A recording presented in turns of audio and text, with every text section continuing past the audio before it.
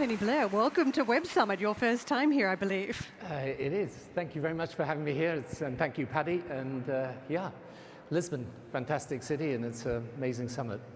Let's talk about the events overnight, the midterms in the States. It is a vote on who takes majority of the House of Representatives and the Senate. The results have been filtering in all night. I'm sure many people in the audience have been up to speed that the Democrats seem to have secured the House for the first time since 2010. That's what the projections are saying. But the Republicans also strengthening their grip on the Senate. What's your interpretation? Well, my interpretation is that the Democrats took the House and the Republicans strengthened their grip on the Senate. So I think obviously a change in Congress is going to pose challenges for President Trump because they're going to have the ability to investigate, to inquire, to come after him and after his people. On the other hand, and it will cause problems for getting a legislative program through. On the other hand, I think if I was a Democrat this morning, I would also be doing a bit of head scratching and soul searching. Because if you throw this back and compare it, say, with Bill Clinton's midterms, 1994, or Barack Obama's 2010, you know, it's not that bad a result for Donald Trump. So I think it's one of the things I think that's happening is that America's kind of settling down a bit with this presidency. And, you know, people to a degree, I think, are distinguishing between what you might call the stuff around the president and the Donald Trump, the tweeter, and some aspects of the policy. So I think, you know, right now, you'd have to say, if you look ahead to 2020, the race is up in the air. Whereas I think if you wind back a year, most people would have thought, you know, surely this is a one-term president. So I think both sides can take some comfort from last night, but it wasn't quite the kind of huge wave of change that the Democrats thought they might get. And that's despite actually having some really good candidates at a local level and some very close races. If we just talk about it from the GOP side and the soul searching that's happening on that side of the aisle from this part of the discussion, it seemed as though Trump had all of the noise, he had all of the attention. It was very hard for the Republicans to cut loose from Trump in their individual areas. Was this a vote on Trump in your view? Was it a vote on what he's done in halfway through his term in office? I think American politics at the moment is about Donald Trump, so it's bound to be. I mean, I think what is interesting is that it was made into a kind of referendum on him, and you've still got a very divided America. There's one part of America that regards him as the sort of devil incarnate, if you like. There's another part that's strongly supportive. I think the question, if I was looking at this just as a political analyst, is what's happening to those group of independents in the middle? You know, where might they move? And from those results last night, they're split. So it's not clear yet that either the Republicans or the Democrats have got a grip on them. So when you, as I say, when you look ahead to 2020, yeah, you might end up with a Democrat victory, but you could equally look at those results last night and say, well, that's far from certain. And I think what it indicates in the broader politics is that this surge of populism from the right, to a degree from the left as well, it's not exhausted. It's still there, and it's still clear. And you know, Donald Trump is obviously such a divisive figure. It's hard sometimes to have a rational debate about him or the policy. You know, I had an American friend who told me about their last Thanksgiving dinner. And I said, well, how did it go? And he said, it was terrible. We had a terrible family row. And I said, well, what about? He said, about Trump. So I said, really? So were some of your family, because I knew he was against Trump, were some of your family supporting Trump? And he said, no, everyone was against Trump. And I said, well, what was the row about? He said, well, the young ones felt we weren't anti-Trump enough. So this is, there's the divisiveness that there is in American politics right now. It's profound, and what last night I think shows in a way is it's not resolved for sure one way or another. Well, Thanksgiving this year should be entertaining for many families based on that. I want to get to diversity because back in 2016, it felt as though there was a vote for the white population. And just to refresh the audience, about 52% of white women voted for Trump, 63% of white men voted for Trump. This time round, we had a lot of firsts in the midterms. The first Native American women elected, first Muslim, first openly gay man becomes a governor. What does this say about the breadth of diversity now and the fight back, given that Trump has been so strong on immigration, but also I think women have felt like they're not being represented by the White House? Yeah, but I think, in the end, you can both overplay the degree to which people are prejudiced. I mean, I think one of the interesting things about politics, when I was in power, for example, we introduced, and this is going back 20 years ago, a whole lot of rights for LGBT. At the time, this was thought to be quite a shocking thing to do. But when we did it, we found, believe it or not, people are much less prejudiced than you think they are. So I think that's at one level. At another level, I think also, when you look at those people that vote for Donald Trump, again, if I was a Democrat, and I'm looking at this as someone who would obviously be a Democrat in American politics, I would be asking not why the people who come to his rallies are voting for him, because that's pretty clear. I'd be asking, why is it that certain independents are coming towards him? That's the issue. And I think for the Democrats, just like the progressive forces all around Europe today, you've got to be careful of getting backed into an identity politics that, if you're not careful, defines you in a way that loses you part of the middle ground, never mind the far right. And this is part of the changing picture in politics, I think, more generally right now. I want to ask you about how practically Trump gets anything done. It seems like a very front-loaded agenda already, particularly around tax reforms and around healthcare, not to mention a tax on migrant visas and trade tariffs. What's next? Because what we've now had in the House of Representatives seems to be an ability to block and challenge some of Trump's policies, which then forces Trump to effectively try to work across the aisle. Now, you've always been a charismatic politician. Trump has been very divisive, as we've been talking about. Some Republicans don't like Trump, but they get past that because they want to support the party, they want to support the policies. Democrats won't be so forgiving. What do you think the ability is for Trump to try and get support, garner support from the Democrats to push forward with key policies? Well, trying to predict Donald Trump is challenging. So there's so many other things you could say there. Right. So the honest answer is I can't be sure, but I suspect he'll do a mixture.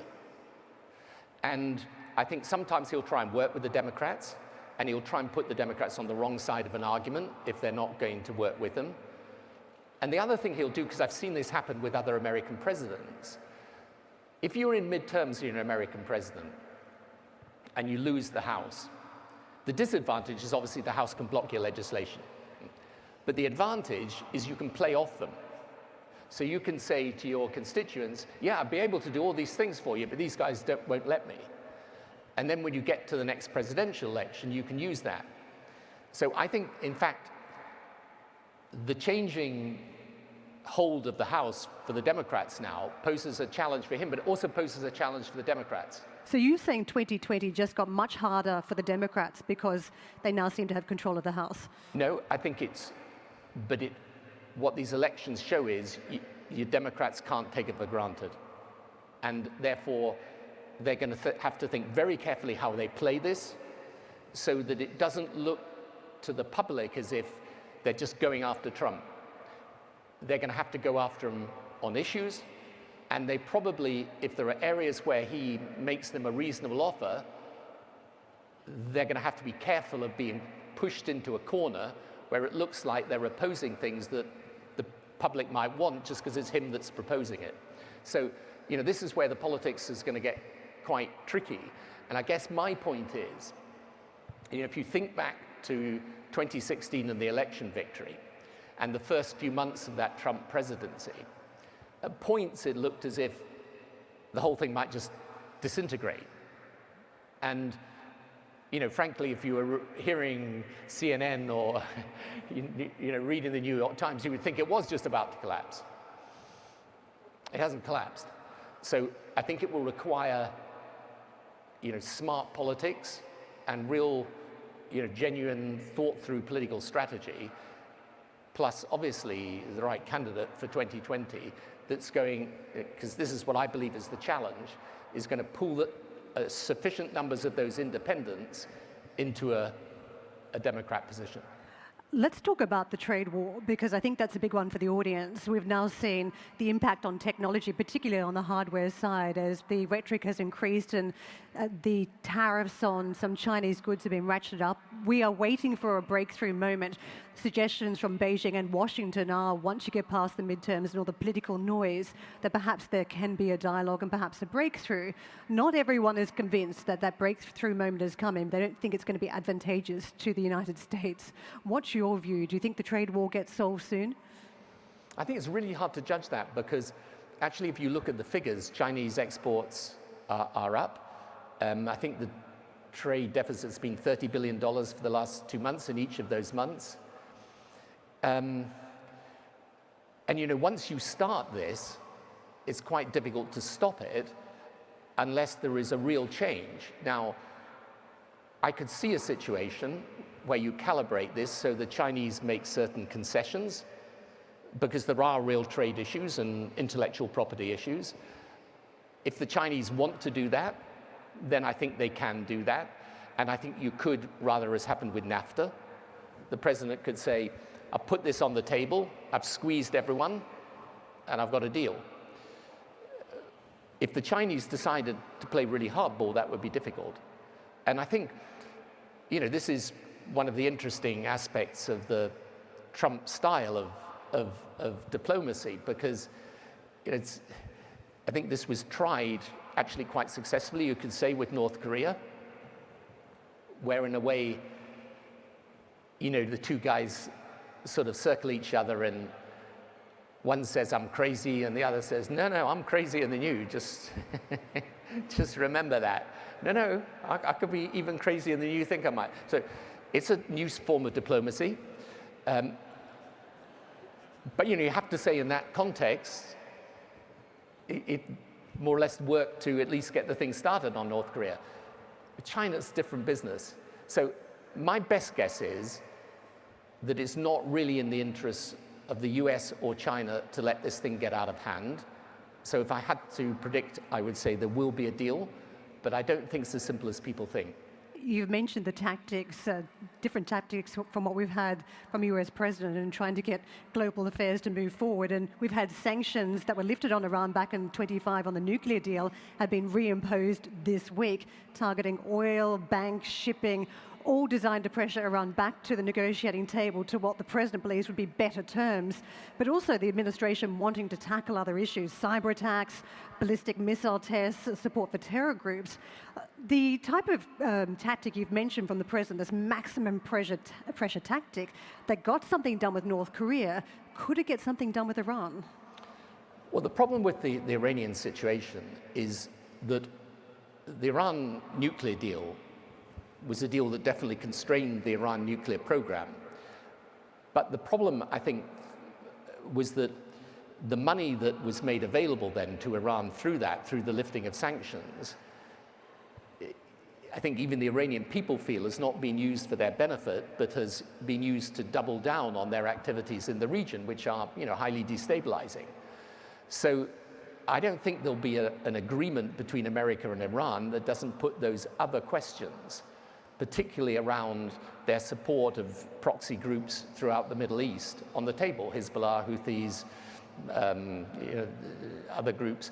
So my best guess about this is that the American administration, I think, is quite deliberately weakening the Iranian regime, And within Iran itself now, you have quite widespread protests. And for the first time, different types of people protesting, and protesting very specifically about the policies of the regime and the nature of it. So I suspect one part of this is American pressure to keep pushing on that position with Iran. It's very difficult for the Iranians to find a way through with the Europeans. And I think the issue of what they're doing in the region will become the central question. You said on a top news channel, I believe it was CNBC, that Iran was having a destabilizing effect across the region. And when you touch upon the tactics about weakening the regime, the hardliners in Iran seem to smell blood around Rouhani, whether they can try and replace him. If the hardliners took back control of domestic politics, surely that must have an impact across the region, that Trump doesn't win in this situation. Yes, but the problem in a way is that the Iranian Revolutionary Guard, which has really been the operational arm of the destabilization, I mean, they in a sense have never really tempered their policy as a result of the Rouhani government. So look, I think it's hard to tell how this will play out, but right now I think the American policy is geared towards weakening their regime as much as dealing with the fallout from the nuclear question. While we're talking about the Middle East, I want to ask you about the events around Saudi Arabia and the killing of journalist Jamal Khashoggi. What has that done to the kingdom's ability to move towards becoming a modern society, open to business, moving away from energy dependence? Because there's still a lot of questions about what the influence or what the role was of the Crown Prince. Sure, and I think, obviously this was an unacceptable, unforgivable act, and it's caused a huge trauma. Both for Saudi Arabia and for its relations with the outside world.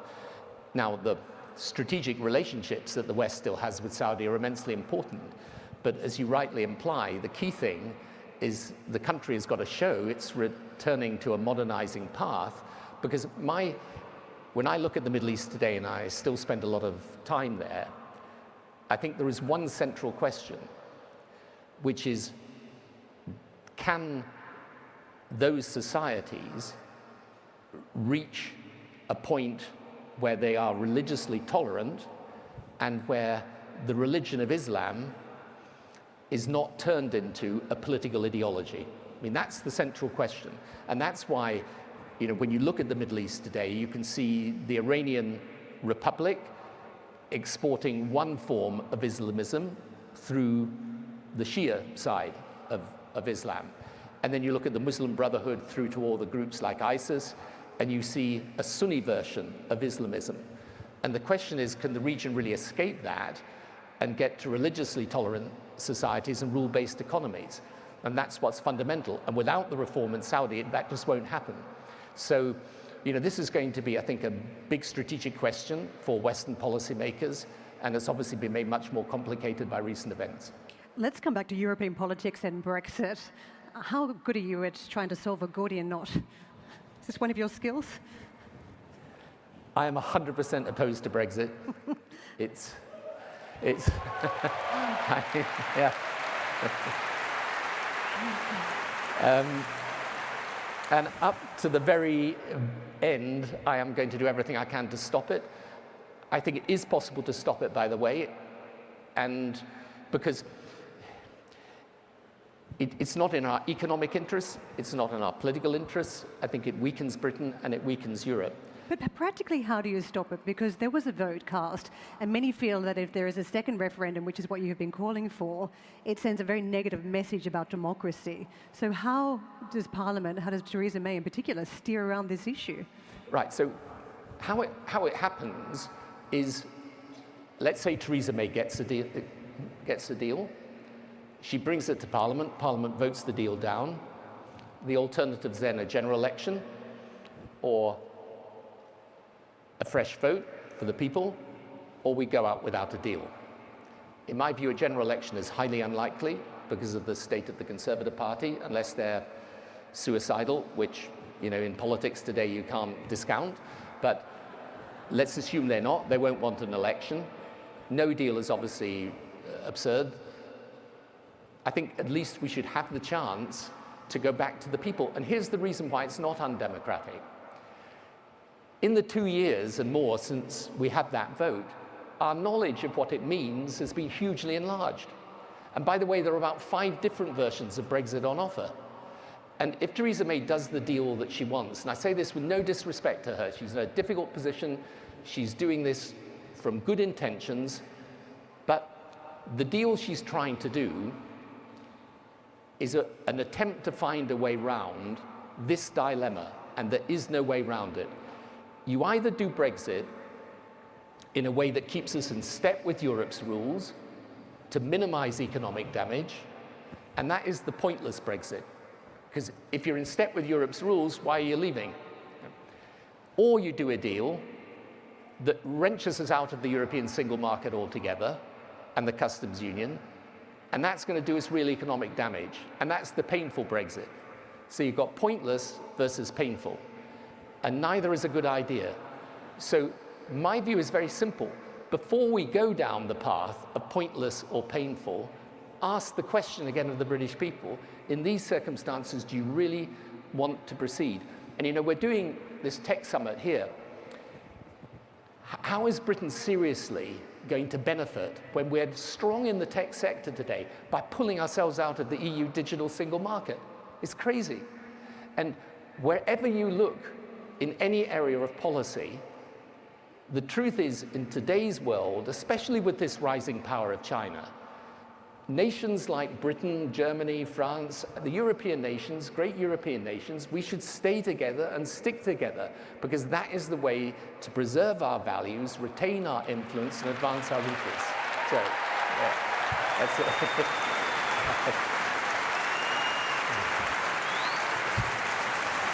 Anyway.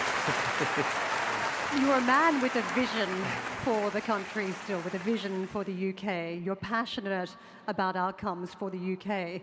Can I ask you about your ambitions to return to politics and whether there are any? Because the point has been made that if there were to be a centrist movement in the UK, you would need someone who the public knows. Even though the public wants something different, they only vote for politicians.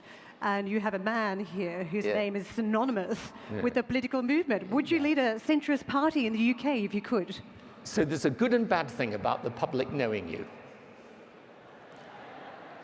The good thing is that they know you, and the bad thing is that they know you.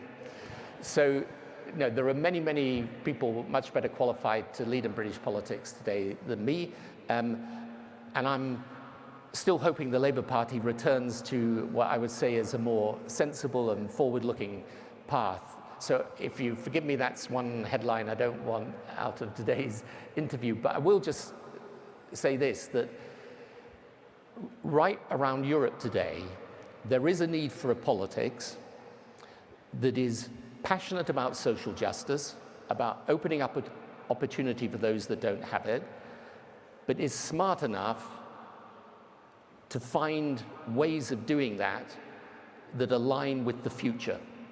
And one of the reasons why this tech thing is so important and why I'm so convinced that this is central to the whole of the questions that we're discussing is if we want to map a way out of this populism, left or right, we've got to show people an optimistic way to the future. And the single biggest change that's going to happen in the world today is this technological revolution.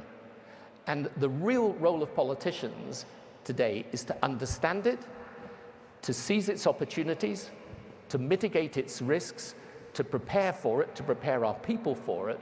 And the tragedy is that right at the moment when we need this debate about how we deal with this revolution and its implications, you have a right wing focused on attacking migrants and a left focused on attacking business. And neither is the way forward to the future. Let's try and tackle the issue of technology before we wrap up then.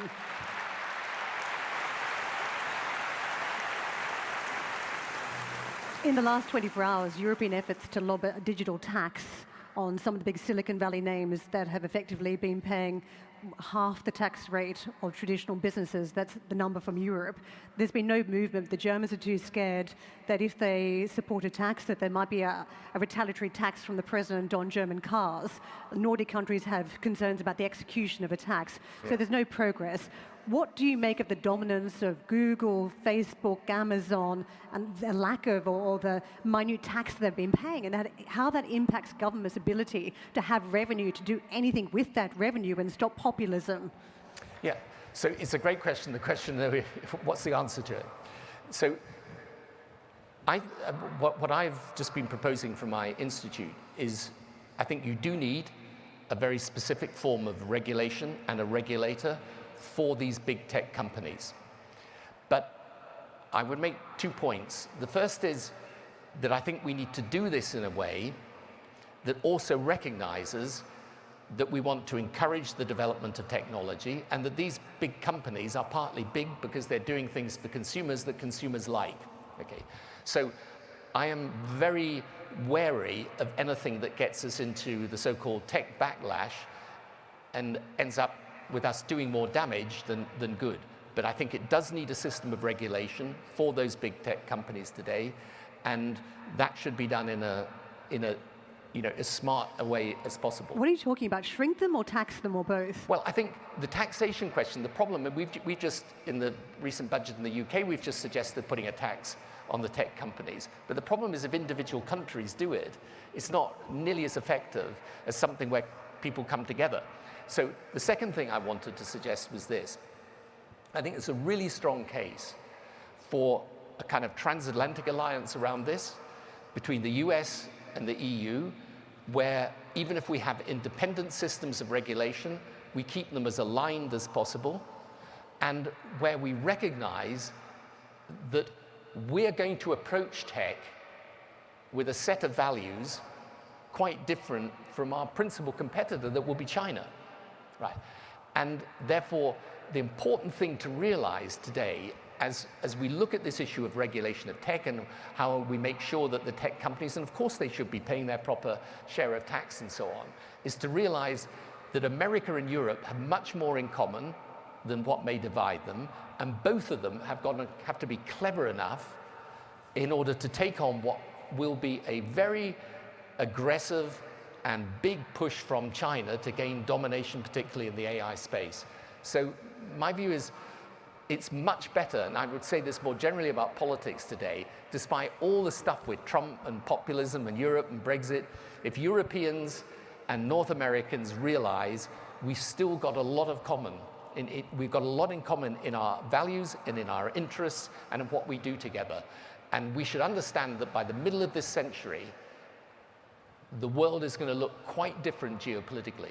So whether it's in tech or any other area, my view is still that the best thing is for people who believe in democracy, the rule of law, independent media, free people coming together in free societies, they should stick together. Tony Blair.